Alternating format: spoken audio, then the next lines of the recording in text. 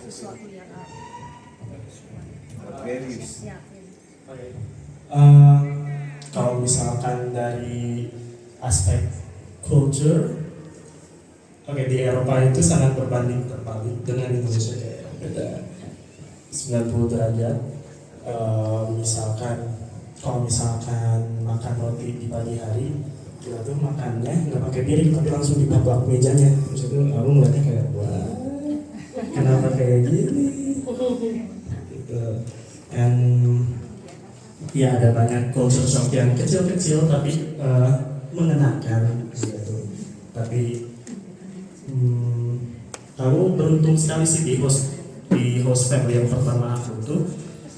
Salah satu yang hal paling mengesankan itu adalah karena di 2 bulan pertama, ya setelah 2 bulan aku ada di Belgia, mereka they took me on a trip ke London, ke UK gitu. Dan ya beruntung banget aku rasanya, kayak wow, jadi dapat trip dengan mereka sekeluarga, dan aku sama sekali gak ngira bakal bisa ke London, ke UK gitu. Jadi ya itu sangat seru. Thank you very much. Thank you. Boleh. Terima kasih Niko. Thank you.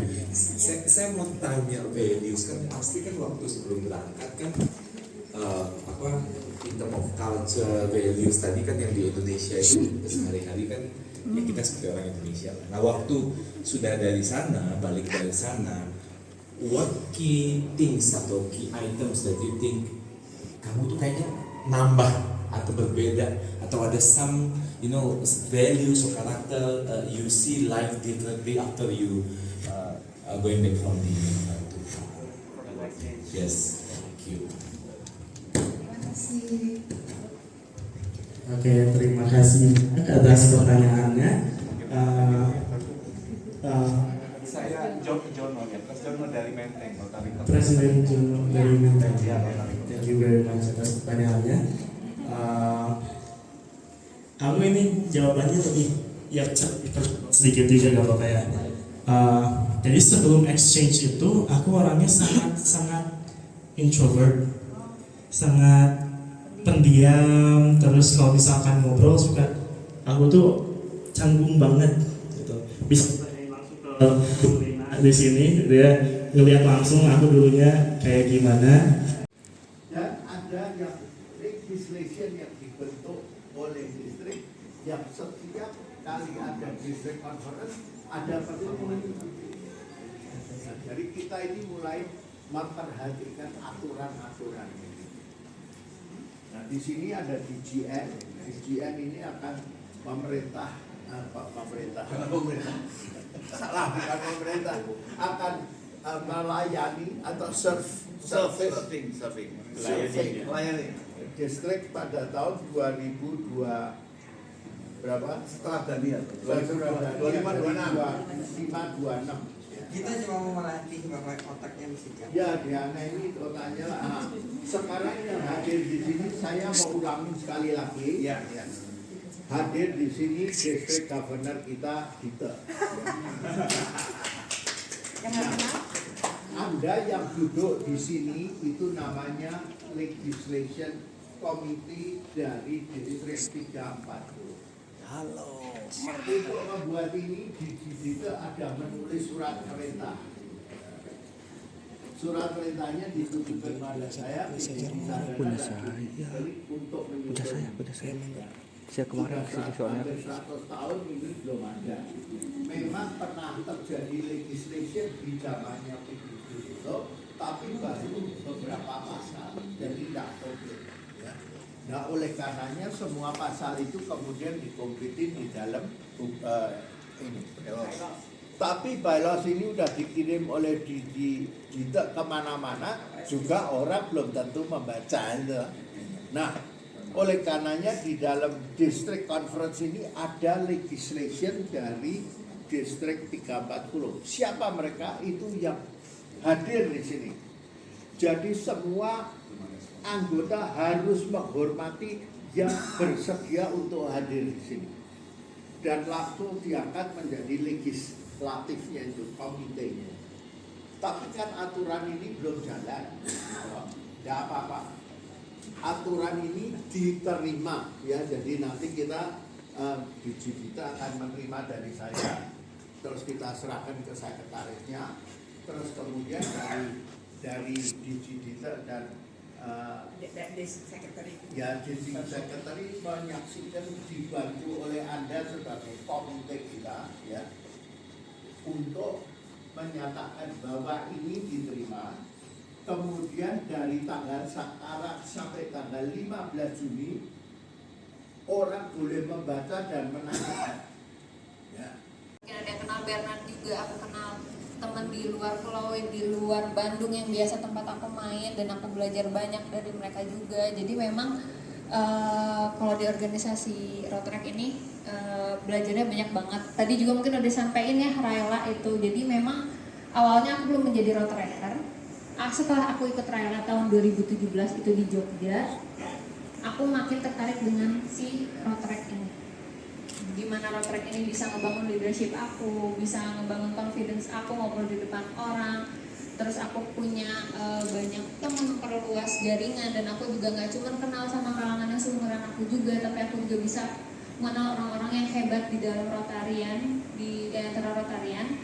Dan itu buat aku pada saat itu di umur aku 17 kalau nggak salah, itu mind blowing banget sih keuntungannya dan benefitnya buat aku. Jadi memang benar berbuat baiknya itu setelahnya sih gitu. Dan mungkin kalian di sini juga ngerasain kali ya pas pertama kali gabung, oh sama teman diajakin atau gimana.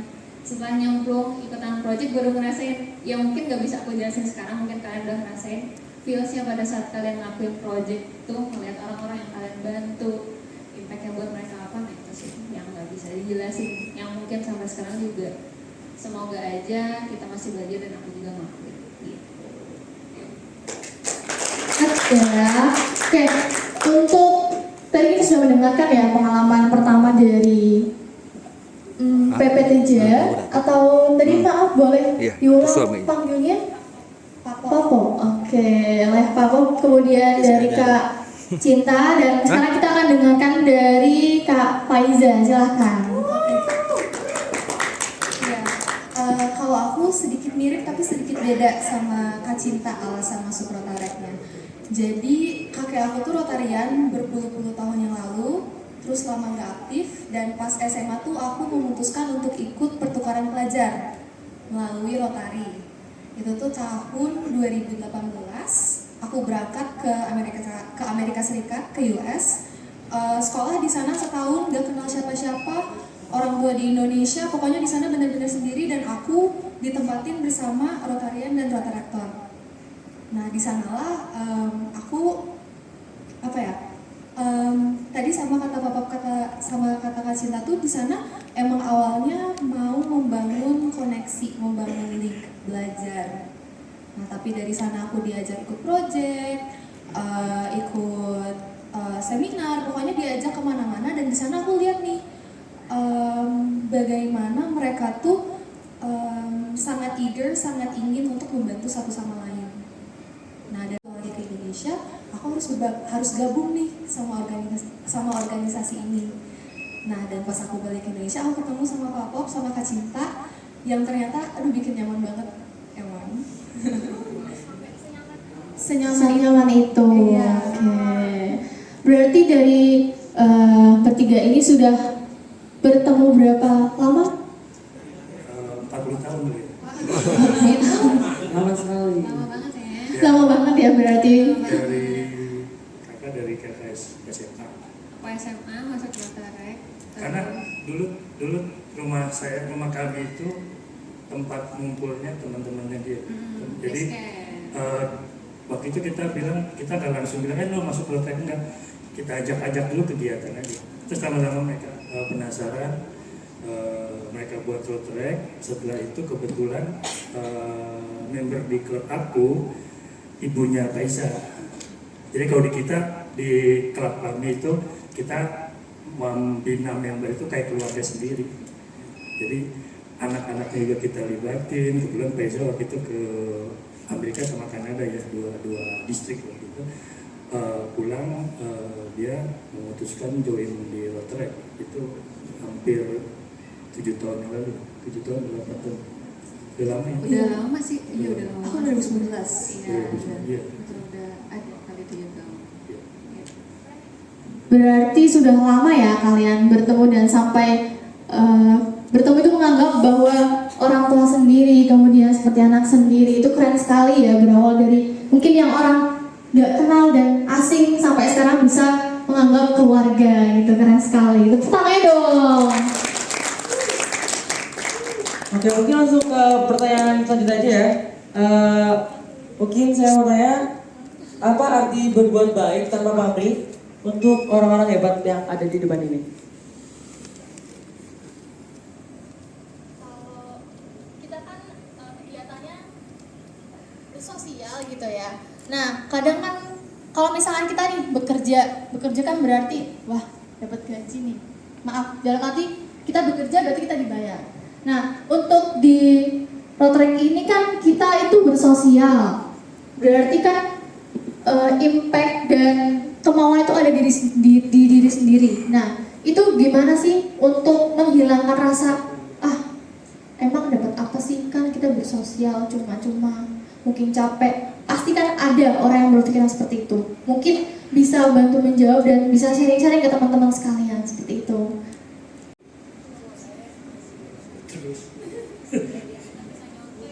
Biar kita mikir dulu Pak. Sebenarnya begini, kalau menurut aku berbuat baik dengan pamrih is okay.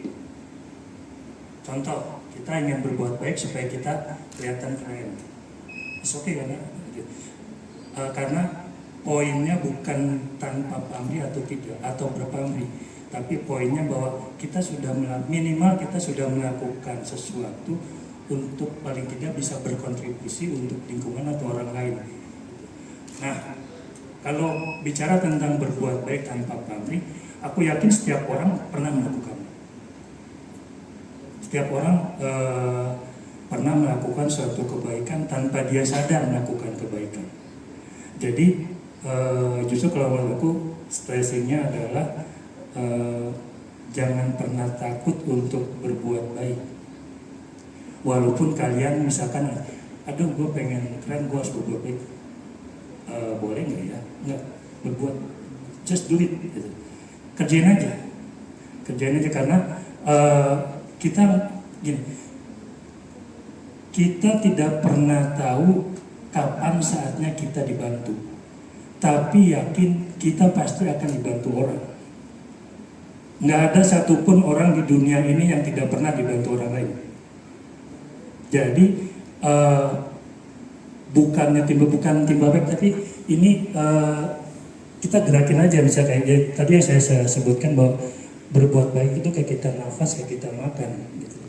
Awalnya mungkin kita disuapin, kita belajar makan umur 6 bulan, umur setahun, tapi lama-lama kita merem aja, kita pasti masuk ke mulut kok, nggak mungkin masuk telinga gitu.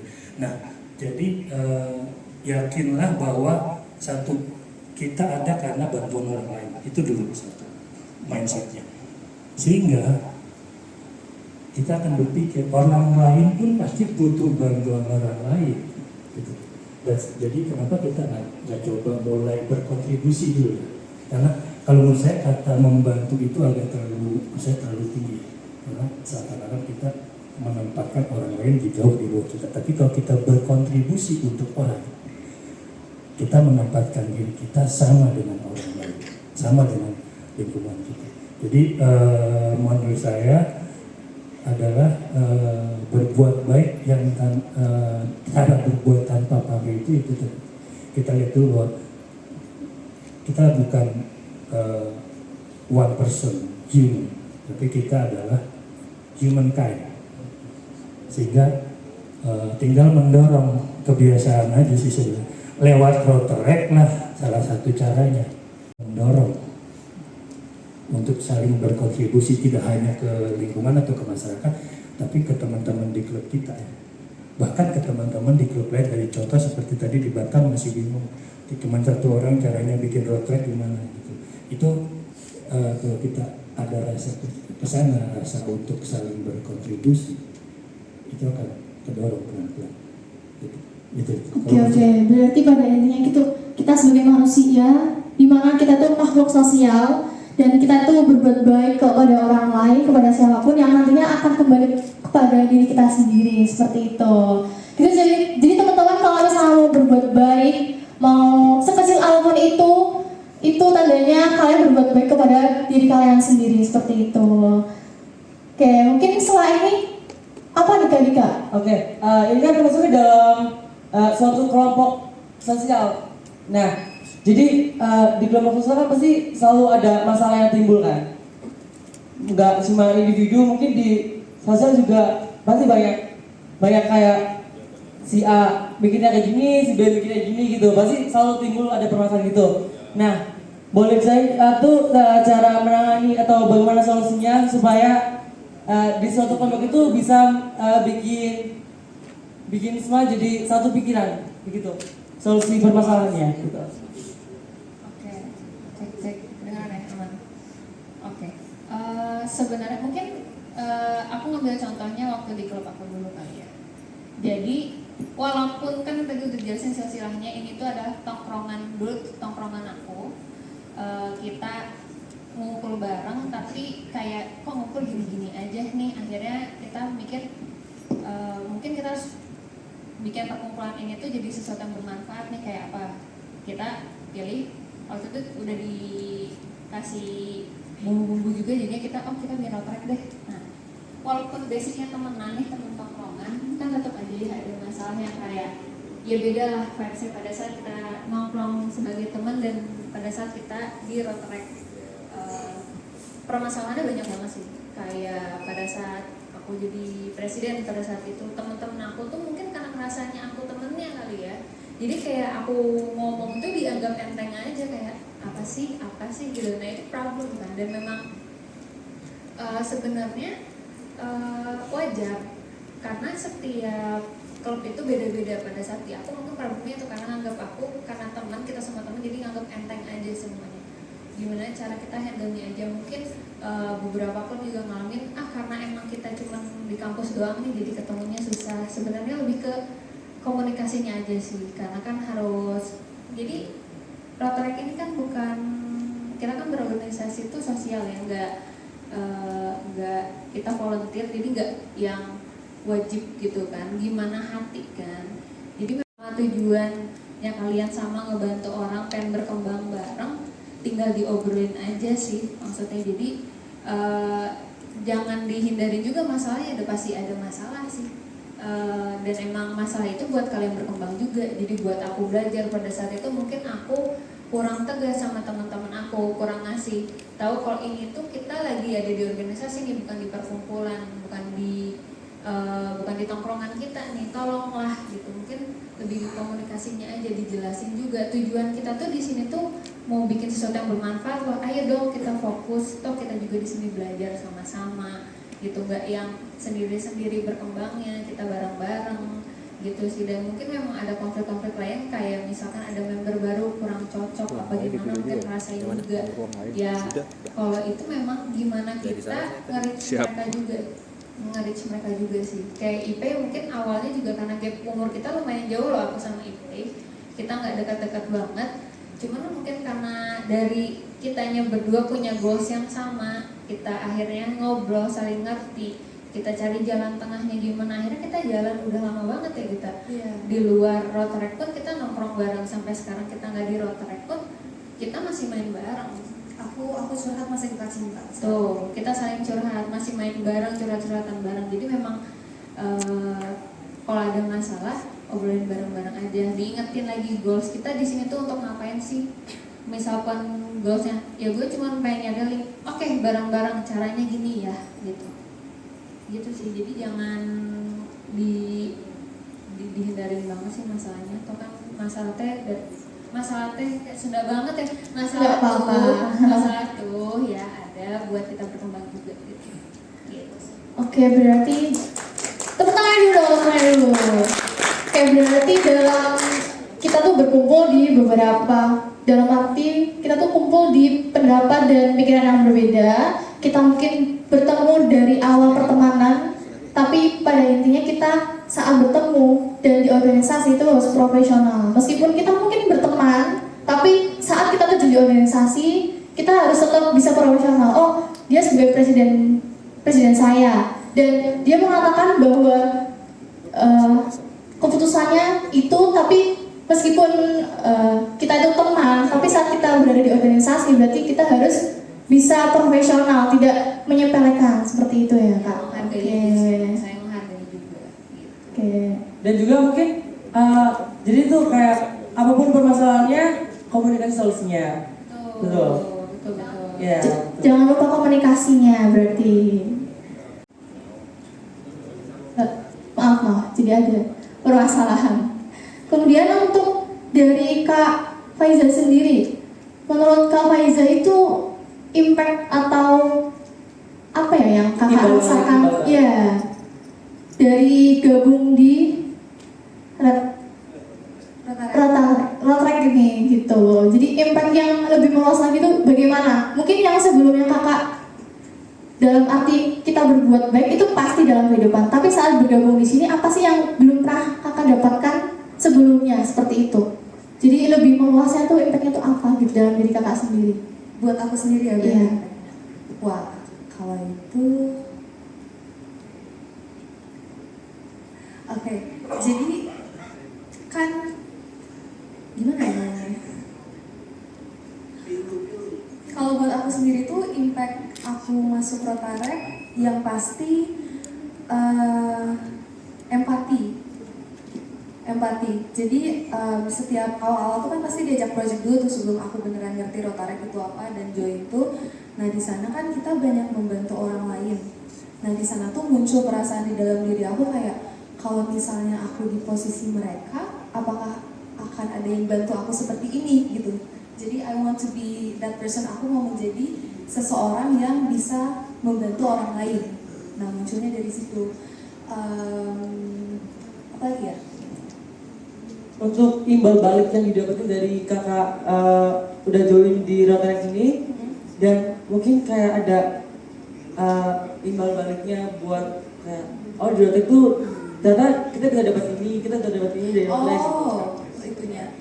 Yang pasti tadi yang udah disebut Pak Pop sama Kak Cinta, link pasti teman-teman makin banyak. Dan di Rotarek tuh seperti yang tadi Kak Cinta bilang itu umurnya agak jauh, ya kan? Jadi bagaimana aku menempatkan diri aku dalam suatu organisasi yang gak sebaya gitu kan. Biasanya kalau di kampus ya udahlah sesama teman, kalau dosen juga kan maksudnya kita hormat banget. Nah kalau ini kan maksudnya kita pengalamannya beda, pengalaman hidupnya beda, terus yang kita alami juga beda. Jadi bagaimana aku menempatkan diri aku bersama orang-orang dengan range umur yang jauh, yang lebih tua ada, yang lebih muda ada. Jadi itu juga membangun apa tuh namanya? Apa ya? Ada tebak kata apa ya? Apa ya? Bangun apa tuh Kak kira-kira? Ada yang tahu nggak apa ya? Aku mau ngomong apa tadi? Bukan. Apa ya? Jadi ikutan mikir lagi. Iya. Ya itulah pokoknya bisa menempatkan diri dengan ya range umur yang berbeda gitu. Bagaimana aku kayak kalau yang lebih muda kayak gimana, kayak yang lebih tua kayak gimana gitu. Oh jadi bisa menyesuaikan seperti Iya, itu. menyesuaikan. Oke, menyesuaikan. Adaptasi. Tadi siapa yang ngomong adaptasi? Thank you. Iya. Oke, kemudian Selamat. Sebentar, Mas namanya siapa? Oh iya. Jangan dulu kita ke Faiza. Nama saya Yulius Kasidama, biasa dipanggil Yulio. Jadi saya ingin bertanya kepada Pak Faiza yang sudah berpengalaman di Rotarek. Nah, selama bergabung di Rotarek ini adalah program yang gagal atau kurang memuaskan. Nah, jika pernah, bagaimana tips sebelum menjalankan program tersebut agar berjalan dengan lancar dan tidak sia-sia? Mungkin dari perencanaan, dari pendanaan ataupun mengkoordinasi anggotanya itu seperti apa supaya menjalankan programnya itu lancar, seperti itu Pak. Nyobain rame, jadi siap ya? Oke. Harus kece ya? Oke. Udah siap? Talk Show 2024.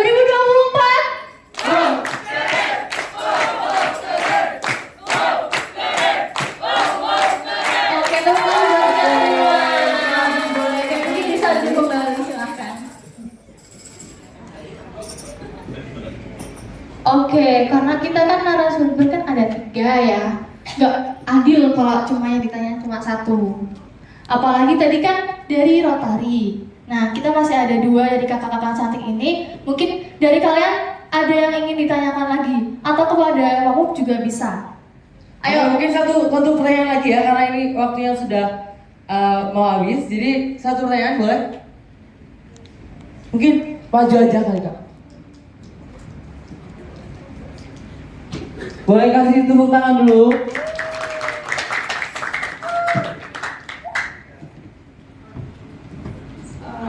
Halo, nama aku Karisa. This is a question. Tapi, I just want to say thank you because the first.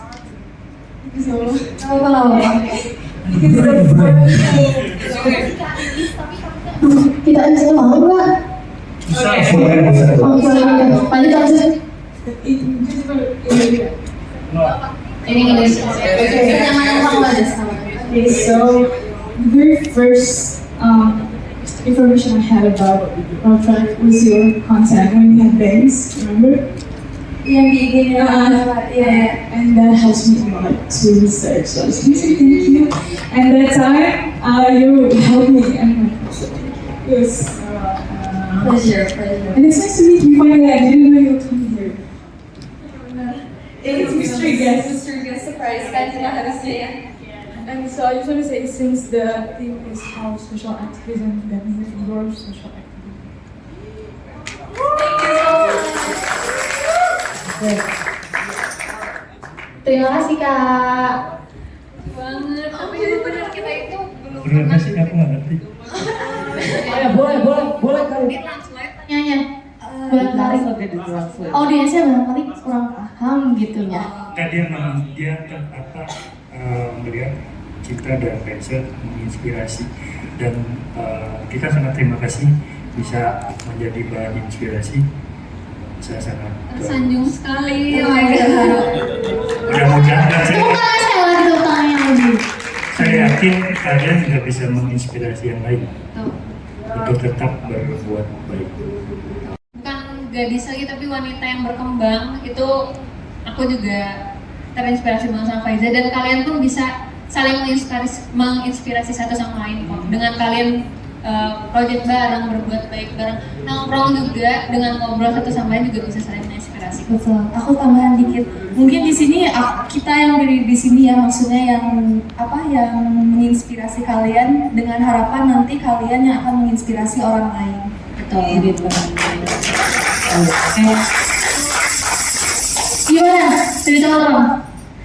Melihat ketiga orang-orang hebat ini yang sudah mau meluangkan waktunya sehingga kita banyak banget masukan ilmu, pendapat, bahkan kita terinspirasi untuk hari ini. Kemudian dari kakak-kakak, kemudian Wapuk Tejo, terima kasih telah memberikan waktunya, meluangkan waktunya sehingga kita bisa sharing bersama di sini. Mungkin sebelumnya kita foto bareng dulu ya. Kita foto bareng dulu, boleh? Maju ke depan dulu. Tuh, Foto di atas. teman-teman silakan bisa maju ke depan, kita foto bersama untuk mempersingkat waktu. Ayo, kita nak olahraga, banyak olahraga kita olahraga. Sekali foto Iya. kita langsung. Semuanya harus ucing sumputnya gini, mempen, 1, 2, 3 gitu ya. Semuanya mempen. Peekaboo. Oke, 1, 2, buka, bilang A. Tutup lagi. Aku foto dulu. Bilang C, 1, 2, buka. Sekarang ke bawah lagi, 1, 2, kayak bebas.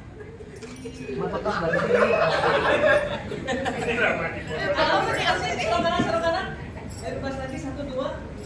Everywhere. Wow. Apa sih kalau kita? Satu, dua, bebas. Masukin, bebas lagi. Biar nggak kurus, bebas lagi. Satu video. Kayaknya yang harus difoto itu malah fotografernya ya kayaknya ya. Video apa nih, Kak? Yo. Mungkin talk show yang 2024 aja kali ya? Boleh. Oke. Aku pandu ya. Masih ingat kan? Oke. 1, 2, 3. Talk show 2024. Wow.